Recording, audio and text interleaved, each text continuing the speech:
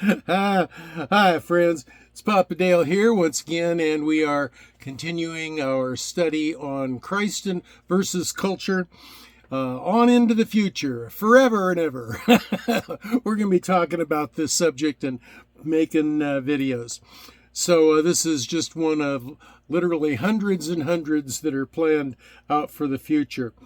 So, it says in 1 John 2, verse 15, it says, love not the world, neither the things that are in the world. Well, world there in the Greek also means culture. Love not the culture, the worldly system. And so we want to point out when the teachings of Christ and the morality of Christ are opposed to the teachings of the world and the culture and the morality of the culture. That's what we're doing.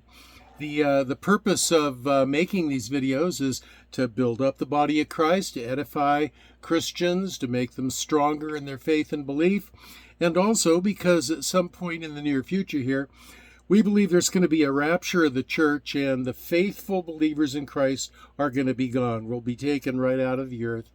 And the only folks that'll be left are there'll be folks that are not Christian that are left behind. But those folks will become interested in knowing, well, golly, what does that Bible say? All the Christians are gone. Maybe I should have paid attention. And but they won't have a teacher around to really teach them what it says. So the hope is that this is a body of content the Holy Spirit can point them to. Well, who am I? Why do I think I can be a teacher? Well, I am Papa Dale, and I have been I'm a retired preacher, teacher, pastor, theologian, have studied and taught at very deep levels, and so I think that the Holy Spirit has empowered me to be able to teach something that you might not know.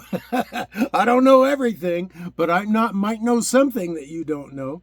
So here we go. We're gonna study Christ and culture, and the topic today is a humble heart is required. The humble heart is required. Now, if you don't know that much about me, you can check me out on the Papa Dale intro video number 00, and any of my Bible-related playlists, and it'll tell you a little bit about me, my education, my church service, and that kind of thing. So, since our topic today is humble heart required, I guess I better quit fooling around and get humble. You see? Humility isn't something that we have by nature. Arrogance is something that we have by nature. That's what we inherited from our great granddaddy Adam, and it's up to us to humble ourselves before the Lord. So let's talk about humble heart being required here. It is only the humble heart of the sincere seeker that can come to understand the things of God. Quote, but the natural man receiveth not the things of the Spirit of God, for they are foolishness unto him.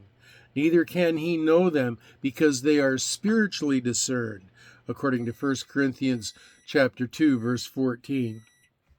The lie that humans always believe, all of us, we all believe it, is that we can know enough on our own by ourselves.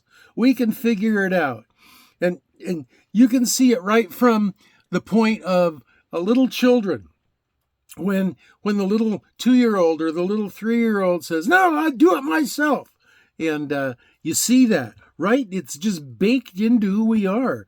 It's like we're born, unless we're born wrong, but typically we're born with 2 eyes. Well, we don't question that. That's just how we are. And this part of our nature is just how we are. We're fallen, flawed human beings.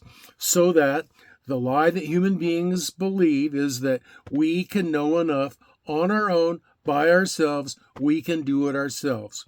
This is the arrogance of Satan from the garden that infected our first parents and was passed on to us. And Satan keeps repeating it. He keeps repeating it. Knowledge is the answer. Knowledge is the answer. Oh, you got a problem? You just don't know enough. Quote, and the serpent said unto the woman, ye shall not surely die. This right after God, the Creator, said, in the day that you eat of the fruit of the tree of the knowledge of good and evil, in that day you shall die. And Satan says, you shall not surely die. Here he is contradicting the Creator God. And the serpent said unto the woman, you shall not surely die. For God knoweth that in the day that you eat thereof, then your eyes shall be opened, and you shall be as gods, knowing good and evil. Genesis 3, 4 through 5. See, that is the drug. That is the opium. Knowledge is the opium. Well, I shouldn't say it quite that way. The incorrect elevation of knowledge as the highest thing that we should aspire to intellectually, that's the answer. That's the lie. You see, because maturity and wisdom play a role in there too. Maturity, wisdom, and knowledge are all highly important. Knowledge is actually the easiest of the three to attain. That's why we focus on it so intensely. It's an illusion. And it will often drag us down the wrong path. Unless knowledge is tempered with wisdom and maturity, it can destroy you. And it can destroy your loved ones. See, a 10-year-old child can have the knowledge of how to use a handgun, but not enough wisdom or maturity to do so safely. Quote, wherefore he saith, Yahweh resisteth the proud, but giveth grace unto the humble. James chapter 4, verse 6. There's such a vast lack of knowledge about reality by humankind. Our arrogance makes us believe we know or we can know enough about it, about everything. That we can figure it out. It's the humble-hearted dependence on Yahweh that is the answer to all of the deep questions of life. That requires maturity and wisdom more than knowledge. Quote, trust in the Lord with all your heart, and lean not to your own understanding. You know, a lot of folks think, oh, well, that's just a nice little proverb, nice little meme. But it is an actual command, and it is actually truth being spoken to you and to me by the Holy Spirit. Trust in the Lord with all your heart, and lean not on your own understanding. Jesus said, unless you change and become humble like little children, you'll never enter the kingdom of heaven. Oh, does this mean that we've got to become immature little babies and we don't know if we're taking a bite of cereal, whether we should put it in our mouth or not, and we've got to pray and get input from God? No, you can take anything to the extreme. And that's what Satan will try to do. Oh, trust the Lord. Oh, then you have absolutely no influence or say in anything about your life. No, that's not the way it is.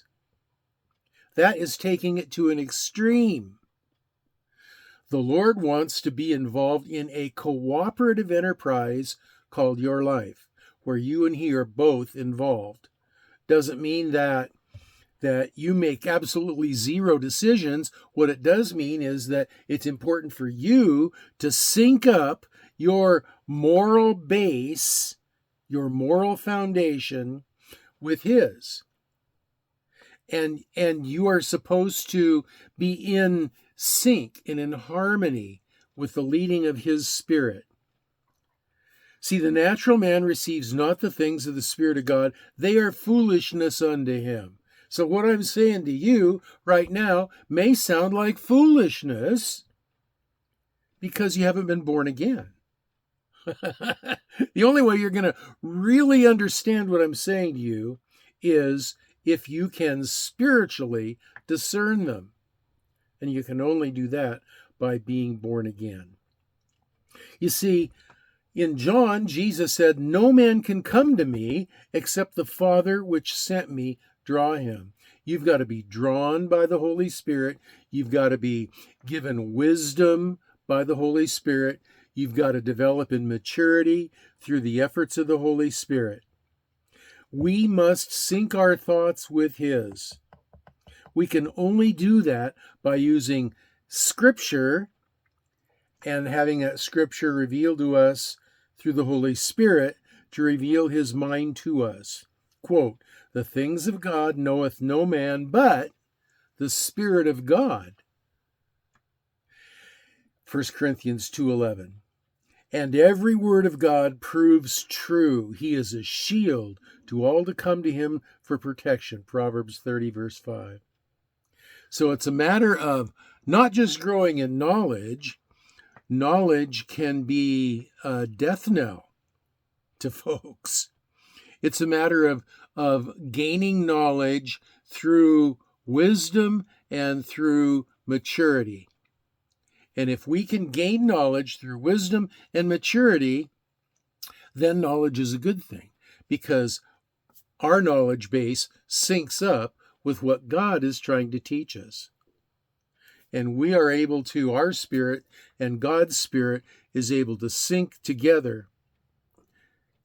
And we can grow in maturity and wisdom and knowledge according to God's schedule, as He has chosen for us in our best interest. And so it's important to have the humble heart of the sincere believer.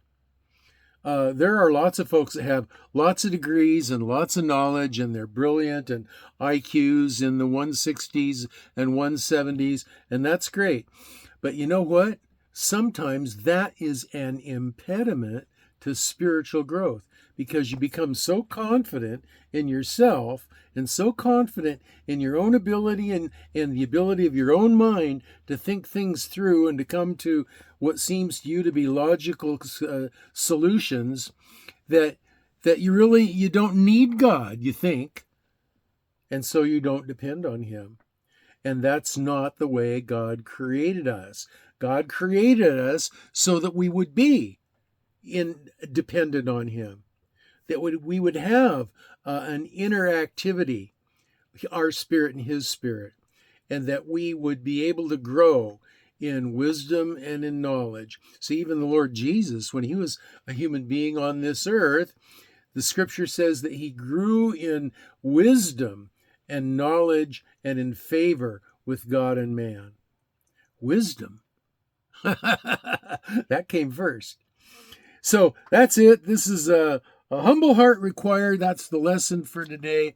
Those are my thoughts on it. If you have comments or questions or thoughts, you can leave them in the comment section below, or you can find the link to my Facebook page below as well and leave them there.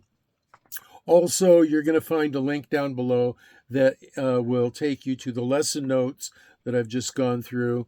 And I have no idea what the next video is. I do these based on the leading of the Holy Spirit. So tune in for the next one. It's going to be a good one. They always are. And don't forget that you need to double check anybody who is purporting to be a teacher, because in the end times, false teachers are going to arise. Check out everything that I say. Check out everything anybody says about Bible teaching with the Bible itself, and in prayer, asking the Holy Spirit to confirm the message to you through the Word of God, through the Bible, or else disconfirm it, and then you can just reject it. So until the next video, this is your old pal Papa Dale saying, look, I'm going to be praying for you that you will be well and that you will be blessed.